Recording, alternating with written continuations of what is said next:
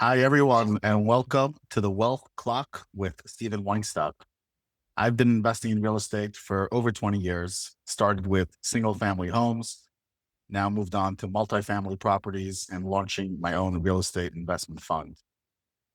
This podcast is brought to you by We Capital and the Goethals Capital Fund, where we buy properties in cash, we lock in deep discounts, and we eliminate the mortgage risk. We later refinance so we can scale up, all without asking investors for more capital.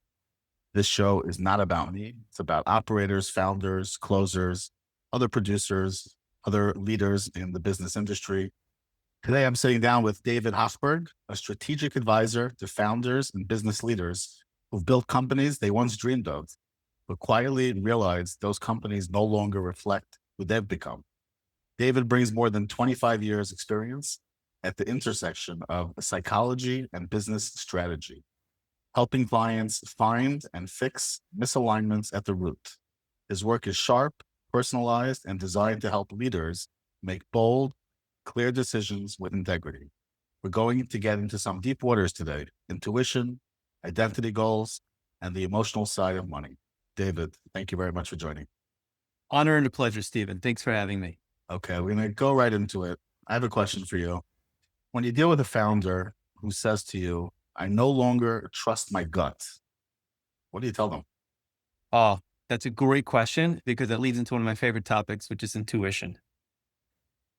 Everyone has intuition, and I believe it's the most powerful tool you have to make decisions.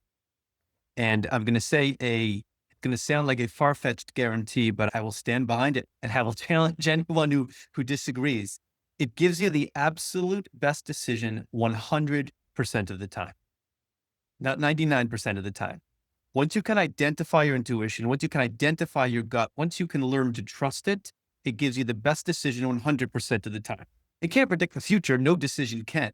But of your choices of decision, it gives you the absolute best decision. So when a founder tells me I can't trust my gut, that's one of the first things we have to get into. Learning to do that again, because that clears up a lot of things.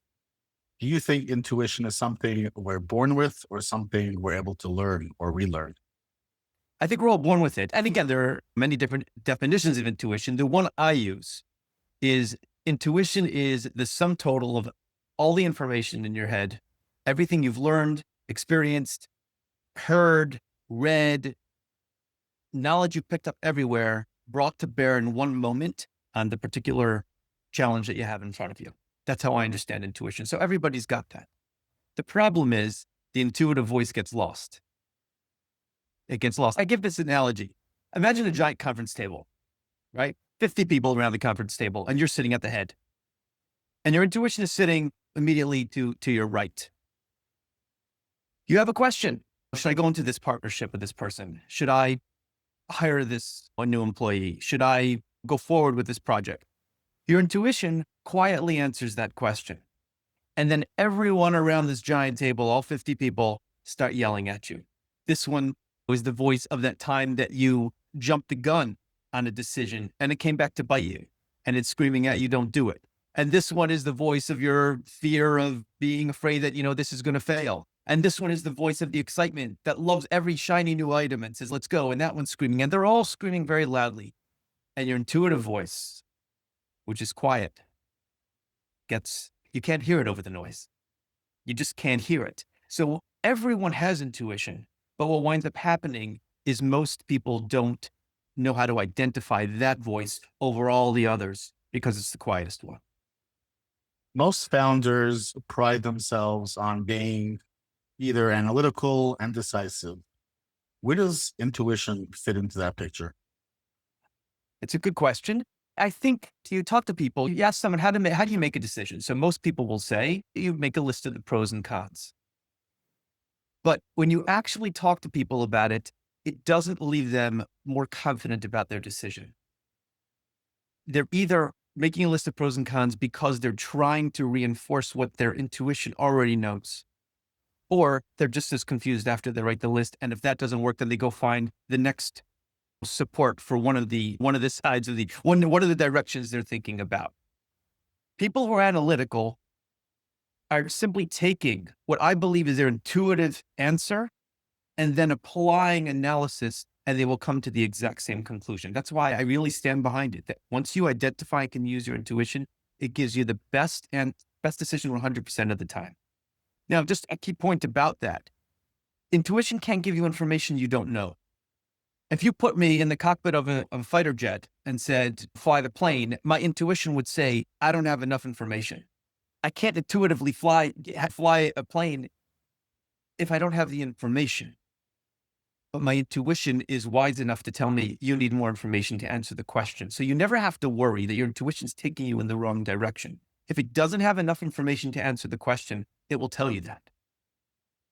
Can you share a story, either on your own or from a client? And feel free to share names, but I understand if you don't, where ignoring intuition led to a costly consequence. Sure. Just off the top of my head, and this is a pretty common one. People will go into a partnership where they will hire a new team member, and they have their red flags. There's something in their gut that tells them, be careful, this isn't the right move.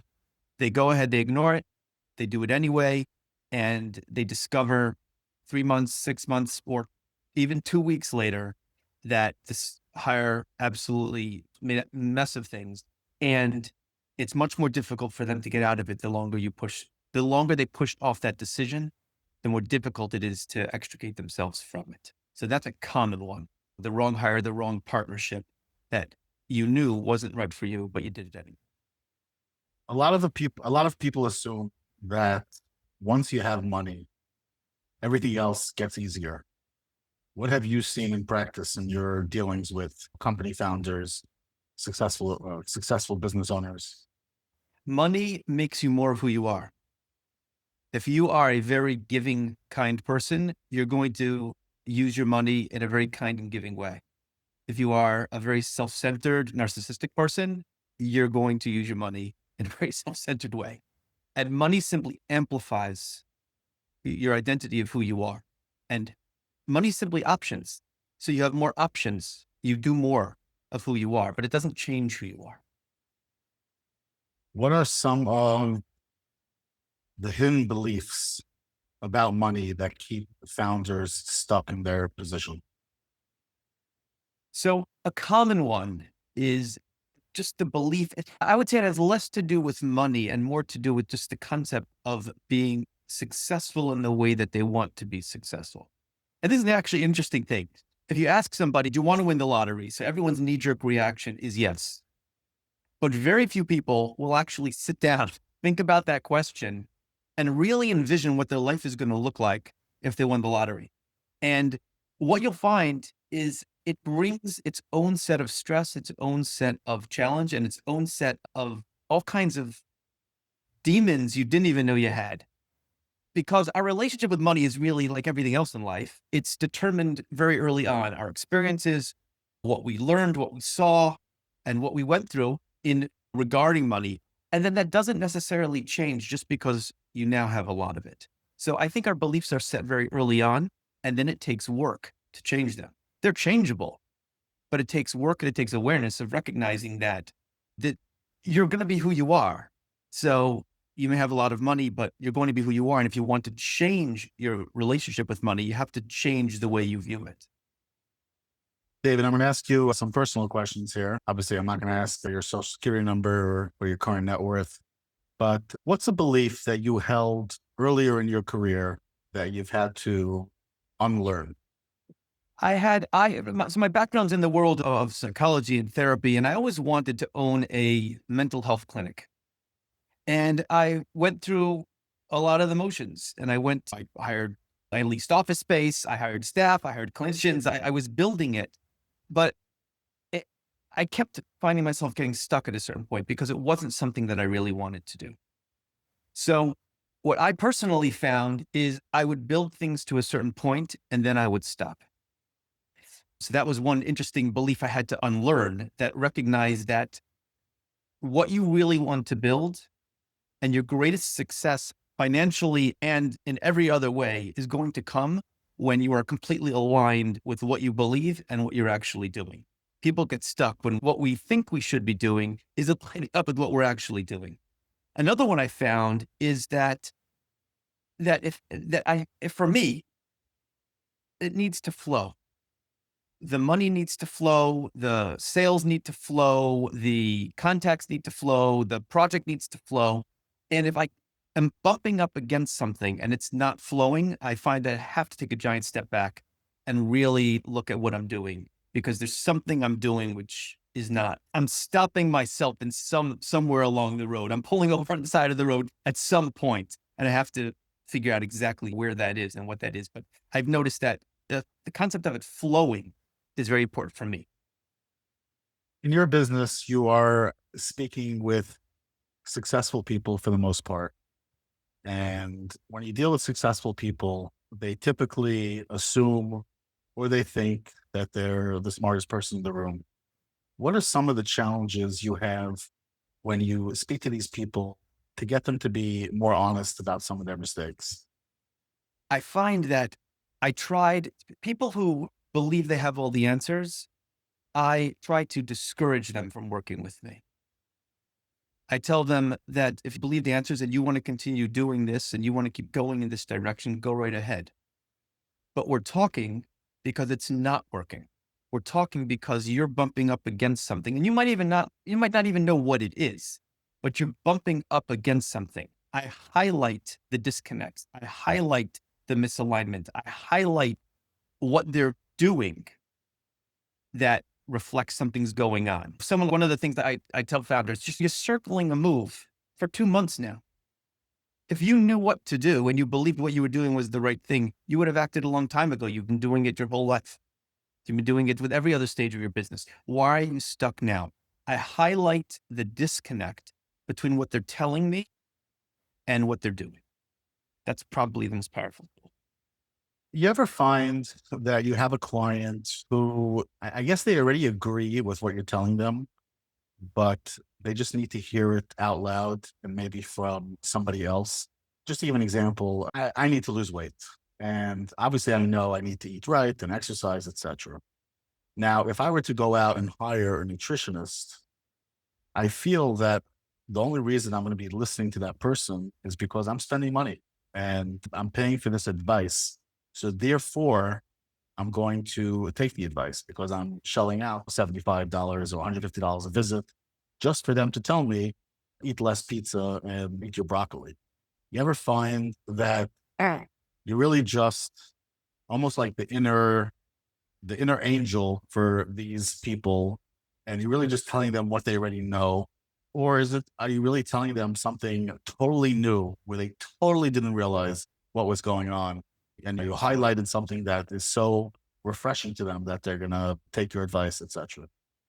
So 2 points on that. Number one, I've found that even when people pay money, it doesn't mean that they're ready to necessarily hear what you have to say. I can speak personally. I know over the years, I signed up spent a lot of money on different marketing courses and different branding courses and different things like that. And I wouldn't show up to any of the calls, and I did absolutely nothing with it. Because even though I was spending a lot of money and you'd think that would be the motivator, it wasn't. I wasn't ready. It wasn't it wasn't aligned for me. So number one, I don't always believe that paying money or paying a lot of money is a real motivator. It's a very superficial motivator. And the minute the pressure is off of the money, the minute you're finished, whatever it is, the minute you stop paying, you're right back where you started from, and nothing really fundamentally changed for you. So that's one point I'd like to make. The second point is I find that often, and it happens more often than not, I'm not sharing anything with them that they don't already know, but I'm allowing them to bring it out into the open, and we both look at it and it's very clear to them. And there are different ways to do that. For example, one of my favorite techniques is one that I actually found in the book Atomic Habits. I had been using it before I saw the book, but it's one that he uses in there, and it's a very powerful one. The question of behavior change is not long-lasting change. I'm not going to eat pizza is not long-lasting change. I am a person who eats healthy. So then naturally what happens is I'll eat less pizza. So identity change is much more powerful than the behavior change. Because if you say, I'm going to eat less pizza, no, I'm not. I want to eat pizza. I enjoy it. So that's what I'm going to do. And I'm going to have that battle in my head. But if I'm the person who is as healthy as I could possibly be, then I will come to the conclusion on my own and create the behavior change that I'm not going to eat the pizza. And I find that's a very powerful tool for people. In other words, who are you going to be? I just had this conversation with the founder recently. I said, who do you need to be to build the next level of your business? Who do you need to be? Not the specific steps. You're smart. You've built the first stage. You'll be able to figure out the second stage. I'm not worried about that. But who do you need to be to build the second stage? And then he started to say, I need to be more confident in whatever it is. I need to be less afraid of the market. I need to be less afraid of testing the market. I need whatever it was that he said he needed to do. Then he created the behavior once he was plugged in to who the identity is and who he needed to be to get to the goal he wanted to reach. Now, you mentioned you signed up for branding courses, marketing courses. What are you doing today? I know you from LinkedIn. You're active on LinkedIn. We all know the best business comes from referrals. What are you doing to market your business, your talents to others? So I use LinkedIn a lot, and I have conversations with people. I try to have a lot of conversations with people, and I find that networking just on LinkedIn and in the DMs, and like you and I, we connected just over LinkedIn, and I try to do a lot of that. I find that that's helpful, and it teaches people what you do. And this person knows somebody who knows somebody, and referrals flow in. Now, we all know sales, so to speak, is a numbers game. You'll reach out to 100 people, 90 might ignore you, 10 will respond, 3 will engage, and maybe 1 they'll get hired, etc. And obviously those numbers vary. How do you not lose focus? How do you not lose the passion to go out and try to connect with a potential stranger and not get bogged down by the rejection and just keep going and keep doing it? Because this applies really in all businesses. There is a level of sales. I was just having this conversation with my son, who I'm trying to convince him to a law school. He's just graduated high school. And, I'm trying to tell him that being a lawyer, you're also a salesperson. And he didn't understand that. And I said, you have to go out and try to get clients. Oh no, what if I work for a big corporate firm? Then you have to go out and just try to engage with your coworkers, like in some sort of sales strategy, so to speak, so that they like you, so that they give you the right jobs. Sales is really in every aspect, every business. So it's great that you're bringing that up, because I went through a period fairly recently where I was going back and forth between the concept of volume versus the volume leads versus the quality leads. What am I looking for? Am I truly looking for a numbers game, reaching out in mass and really trying to run the numbers? Or am I really looking for the person who I connect with? I understand their problem well. I believe I can really help them, and they believe exactly the same thing. And I was actually going back and forth in different directions to try to find, and I discovered for myself, and I think this is probably true of most people, for myself, the best sales approach is the more targeted, warm approach. And I think in general, you use the word sales. What's your gut reaction when someone says, "Oh, are you in sales?" What does the word sales make you feel? So in general, I'm supposed to answer and say, no, I'm not in sales. And sales, I'm thinking a guy is selling used cars, a guy is making cold calls every day to sell some sort of product. In my old life, in the late 90s, I was doing sales. I was selling advertising. I didn't go around saying I'm a salesman. I went around saying, hey, I work on Madison Avenue. I'm coming up with great campaigns. But in reality, I was a salesperson. And even now in my business of real estate, I am in sales, whether it's selling myself to the best brokers out there so they could send me the good deals, not just send it to their favorite clients. I need to impress investors or potential investors. I need to impress everybody because everybody is a potential investor for me. Everybody is a potential referral for me. Now, how I answered that question years ago is a lot different than I would probably answer it over the last 5, 10 years. But yes, the answer you're looking for is no, I'm not in sales. Sales is a guy who sells ad space in his local classified ad section. But yeah, everybody's in sales to some degree. You're 100% correct. And I think the biggest change people can do in their own head is the word sales. And that's what I was looking for. Like I said, when you say sales, you're thinking used car salesman. You're thinking, you're thinking of the the sleazier side of sales. Probably one of the most powerful things you can do is if you just replace the word sales with a word which is more useful and in line with what you're saying. It can be you're helping people. That's all you're doing. If you look at your sales calls literally and sincerely that you are trying to help someone, and as if you're talking to a broker or you're talking to whoever you're speaking to, and you genuinely are interested in seeing if you can help them, you're not selling. And yet you're going to come across knowledgeable, experienced, enjoyable to work with. And you can have a lot of the positive factors that any sales course or sales training will teach you. That's going to come across naturally. Because the idea of sales, because there's so many people out there who abuse the concept, the idea of sales turns people off. But substitute a different word in your head. You've worked with people who've made it. You're dealing with people who are not broke for the most part. You're dealing with people who have extra money to improve themselves. But these people obviously still feel a bit off if they are going to hire somebody to help them improve. What makes them feel the need to seek help, even though they have money, they're paying the bills, they have their two cars, the beautiful house, the beautiful family, they're going away for Passover. But what makes them decide to reach out and try to get help to try to improve themselves? They're noticing probably one of the first signals they see is their fire is dying out. They're not on fire the way they used to. They might be going through the same motions, running the same meetings, doing the same things, but the fire is dying. And there's a reason for that. That's usually the first clue. Does that mean you're dealing with people in a certain age bracket? Are you dealing with 26-year-olds or are you dealing with somebody who's 42?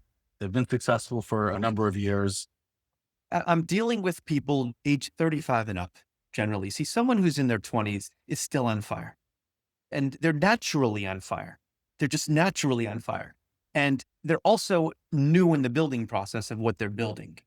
Even if they built their business, it's a couple years old. It's hasn't been around for 15 years. They haven't been doing the same thing.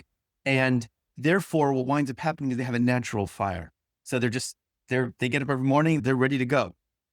And someone who's been doing this for a while and they're still doing it and it's working. And that's the biggest challenge is that what they're doing is working.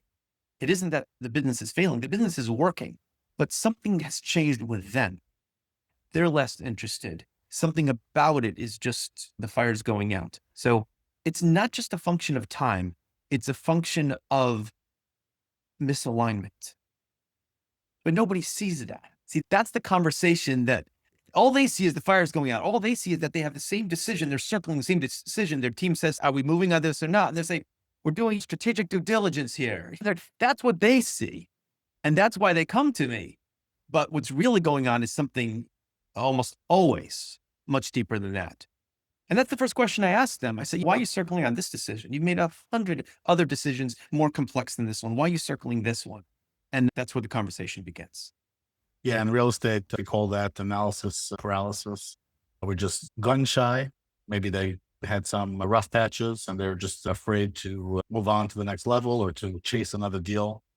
Exactly. And you get burned a couple times, you're going to be careful. And that's where intuition comes in.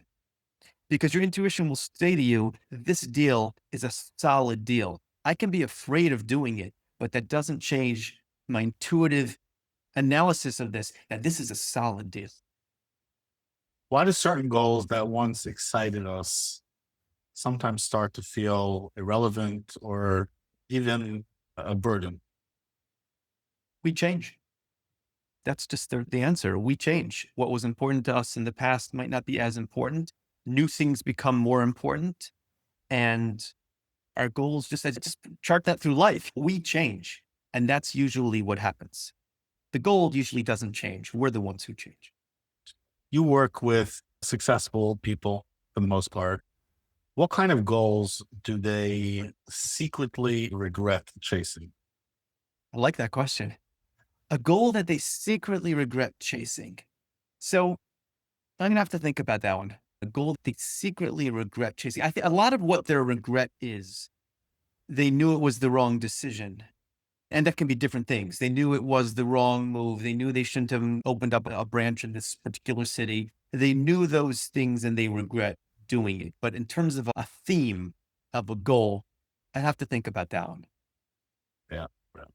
You operate at the intersection of business and psychology, is what I said in the intro. What do most leaders or most of your clients miss about their own thinking? What mistakes are they making most commonly? So I would tell you the two biggest mistakes where people get themselves in trouble is fear and ego. Fear can come in a lot of different forms. There's something that they believe is the right move, but they're afraid of something. They're afraid the ripple effect it's going to have. They're afraid what it's going to do to their team. They're afraid what it's going to do to their business. They're afraid what it's going to do to their market. The ripple effect of whatever it is, fear is a big one, and ego is another one because you're dealing with people. And if you're managing people and you have to always, they get themselves into trouble. And we all do this because we like to think that we know what we're doing. We like to think that we have it figured out. We like to think that at the meeting, we are the smartest people in the room. Listen to everyone else. We won't say this out loud necessarily, but we're thinking and we're talking to somebody and we're already thinking what we're going to say next, even though they may have something valuable to add. And I find that gets in the way. David, this was incredibly insightful. I appreciate your clarity, your perspective, and how direct you are with these topics that people avoid. Most people avoid these topics. For anyone who's listening who wants to dig deeper or work with you, where should they reach out? Tell us your company name, website, anything you want to say. LinkedIn is really the absolute best way to find me. Okay. To our audience, thank you for tuning in to the Wealth Clock with Steven Weinstock. Make sure to subscribe, leave a review, check out some other episodes. We speak to real operators. We're having real conversations, and these people are doing the real work. And we'll catch you on the next one. David, thank you so much for visiting, and hope to see you on LinkedIn. Thank you very much, Steven. Thanks for having me. No problem.